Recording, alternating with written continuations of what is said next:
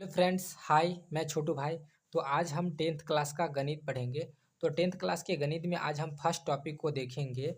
तो आज का मेरा फर्स्ट टॉपिक है वास्तविक संख्या। तो वास्तविक संख्या से जितने भी इम्पोर्टेंट क्वेश्चन बन सकते हैं बिहार बोर्ड के लिए, उसी क्वेश्चन को आज हम डिस्कशन करेंगे। तो आप इस वीडियो में बने रहिए। हम कम समय में आपको बेहतर कंटेंट देने का प्रयास करेंगे। तो देखिए, पहला क्वेश्चन है कि प्रथम विषम संख्या का माध्य क्या होगा। तो जैसा कि आप जानते हैं कि माध्य बराबर फार्मूला होता है प्रक्षणों का योग बट्टे प्रक्षणों की संख्या। तो यहाँ पर टोटल प्रक्षण 10 दे रखा है जो कि विषम संख्या है। तो हम क्या करेंगे, टोटल हम 10 विषम संख्या लेंगे। 1+3+5+7+9+11 +13+15 और +19। काउंट करिए, 1 2 3 4 5 6 7 8 9। कुछ छूट गया क्या? 13, अच्छा 17 प्लस क्या हो गया 19।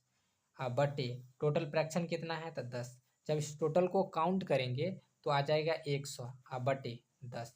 जब हम इसको भाग देंगे तो मेरा आंसर क्या आ गया 10। ये तो बेसिक से हो गया। अगर इसको रूल से देखेंगे तो इसके लिए एक फार्मूला होता है कि प्रथम n विषम संख्या का माध्य बराबर फार्मूला होता है n का मतलब ये कि यहाँ पर अगर 10 दे तो उसका वैल्यू 10 ही होगा। अगर प्रथम 5 विषम संख्या का माध्य निकालने के लिए कहेगा तो उसका आंसर 5 ही होगा। तो इसको डायरेक्ट अगर बनाना हो, प्रथम 10 विषम संख्या का माध्य क्या होगा, तो यहाँ 10 लिखा है तो आंसर 10 टिक कर दीजिएगा। ये सिर्फ विषम संख्या के लिए सूत्र है, सम संख्या के लिए अलग सूत्र होता है। तो चलिए आज हम इस क्वेश्चन को कंप्लीट करें। नेक्स्ट क्वेश्चन देखते हैं। रूट अंडर 64 बट्टा रूट अंडर 81 है। तो अब प्लस रूट अंडर 16 बट्टा रूट अंडर 9 है। पूछ रहा है ये क्या है, परिमेय है, अपरिमेय है, प्राकृत है, पूर्णांक है। तो इसको सॉल्व करेंगे तो यहाँ पर रूट अंडर 64 बट्टा 81 दे रखा है प्लस रूट अंडर 16 बट्टा 9 दे रखा है। आपको पता है ना कि एक फार्मूला होता है रूट अंडर ए बट्टा बी बराबर, हम इसको ऐसे लिख सकते हैं रूट अंडर ए बट्टे रूट अंडर बी लिख सकते हैं ना। तो उसी प्रकार हम क्या रूट 64 को ऐसे लिख सकते हैं रूट 64 बट्टा रूट अंडर 81। उसी प्रकार हम इसको लिख सकते हैं रूट 16 बट्टा रूट अंडर 9। आप जानते हैं रूट 64 का वर्गमूल 8 होगा, रूट 81 का वर्गमूल 9 होगा, प्लस रूट 16 का वर्गमूल 4 होगा, प्लस रूट बटे रूट 9 का वर्गमूल 3 होगा। जब हम इसको सॉल्व करेंगे तो एक हमें परिमेय संख्या प्राप्त होगा। कौन संख्या प्राप्त होगा? परिमेय संख्या। तो 2 का आंसर होगा परिमेय संख्या। तीसरा क्वेश्चन कह रहा है कि दो अपरिमेय संख्या 3 प्लस रूट 6 तथा 3 माइनस रूट 5 का गुणनफल क्या होगा। तो सबसे पहले आप दो चीज बताते हैं आपको।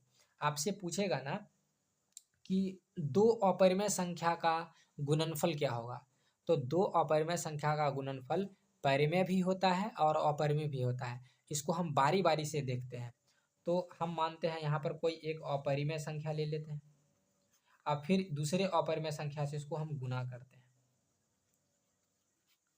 तो यहाँ पर एक एग्जांपल लीजिए, जैसे मान लीजिए रूट अंडर 3 ले लेते हैं, ठीक, गुने, फिर दूसरा कोई अपरिमेय संख्या लेता है रूट अंडर 12।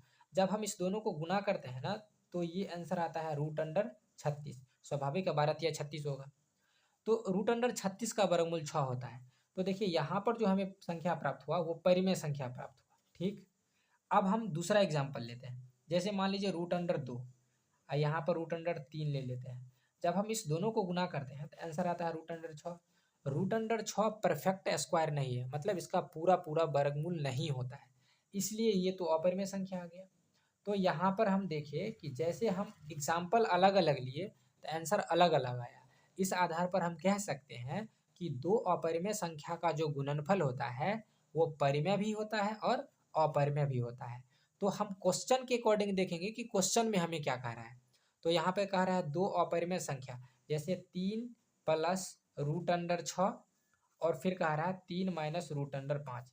तो जब हम इसको सॉल्व करेंगे तो 3 तिहाई 9 और ये plus minus minus 3 root under 5। फिर अगर 6 को हम 3 से गुना करेंगे तो ये प्लस प्लस प्लस हो जाएगा। तो ये हो गया 3 रूट अंडर 6 अब प्लस माइनस 6 5 से 30। तो हम यहाँ पर देख पा रहे हैं कि ये एक अपरिमेय संख्या प्राप्त होके आ रहा है, तो इसका आंसर हो जाएगा अपरिमेय संख्या। तो आपका तीसरा का आंसर हो जाएगा अपरिमेय संख्या। अब आगे देखते हैं इसी तरह से क्वेश्चन। यहाँ पर कह रहा है रूट अंडर 10 गुने रूट अंडर 15। तो जब हम इस दोनों को गुना करेंगे तो आ जाएगा 150। ये तो एक अपरिमेय संख्या है, क्योंकि 150 का तो पूरा पूरा वर्गमूल होता नहीं है, इसलिए इसका आंसर हो जाएगा बी। आगे क्वेश्चन देखते हैं। 5 नंबर क्वेश्चन कह रहा है हमें 156 बराबर 2 के पावर x 3 के पावर y गुने 13 के पावर z हो तो x plus y plus z का मान क्या होगा। तो सबसे पहले क्या करेंगे, हम 156 का गुणनखंड कर लेंगे। तो 2 से लगाएंगे तो 7 दूना 14, हासिल एक बचा, इधर चला जाएगा 16, तो 8 दूना 16। फिर 2 से लगाएंगे, 3 दूना 6, हासिल एक बचा, कितना हो गया 18, 18। और हम फिर लगाएंगे तो 9 दूना 18। फिर अब हम कितना से लगा सकते हैं, 3 से लगाएंगे तो 13 तिया 39। हम देख क्या पा रहे हैं कि 156 बराबर हमें क्या आया, 2 गुने 2 गुने 3 गुने 13। तो अब हम देखेंगे कि यहाँ पर पावर एक तो 2 के पावर 2 हो गया, प्लस सॉरी गुने 3 के पावर 1 और 13 के पावर 1। तो ये जो 2 आया है ये x का वैल्यू आया है, ये जो 3 आया है y का वैल्यू आया है, ये जो 13 है ये z का वैल्यू है, क्योंकि हमको यहाँ पर दे रखा है। तो ये हो जाएगा x plus y plus z. तो इसको हम जब जोड़ेंगे तो 2 प्लस 1 प्लस 1 यानी कुल मिलाकर के कितना हो जाएगा 4। इसका आंसर क्या हो जाएगा, इसका आंसर हो जाएगा 4। अगला क्वेश्चन देखते हैं हम। देखिए अगला क्वेश्चन कहता है, कितना नंबर क्वेश्चन है, 6 नंबर क्वेश्चन कहता है कि 0.3 रैकरिंग प्लस 0.4 इस पे रैकरिंग है, इसका सरलतम रूप क्या होगा, मतलब इसको हल करना है। तो आपको एक फार्मूला लिखा देता है, ध्यान रखिएगा। 0.1 के पावर अगर रैकरिंग हो तो इसके लिए एक फार्मूला होता है a/9। ये अभी हम आपको डायरेक्ट बता रहे हैं, इसको बेसिक से सॉल्व करेंगे तो थोड़ा हमको ज़्यादा टाइम लग जाएगा, तो हम अभी डायरेक्ट फार्मूला पे काम करेंगे। तो यही फार्मूला बैठा देंगे। तो ये हो जाएगा कितना, 3/9 प्लस ये भी कितना हो जाएगा 4/9। जब हम इसको सॉल्व करेंगे तो एलसीएम लेंगे तो क्या आ जाएगा 9। 9 में 9 से भाग देंगे एक को 3 से गुना करेंगे तो 3 आ जाएगा। 9 में 9 से भाग देंगे तो 1 होगा, 1 को 4 से गुना करेंगे तो 4 हो जाएगा। तो 4 और 3 7/9। तो ये क्या सरलतम रूप के साथ कितना हो गया 7/9। तो इसका आंसर क्या हो जाएगा 7/9। अगला क्वेश्चन देखते हैं हम।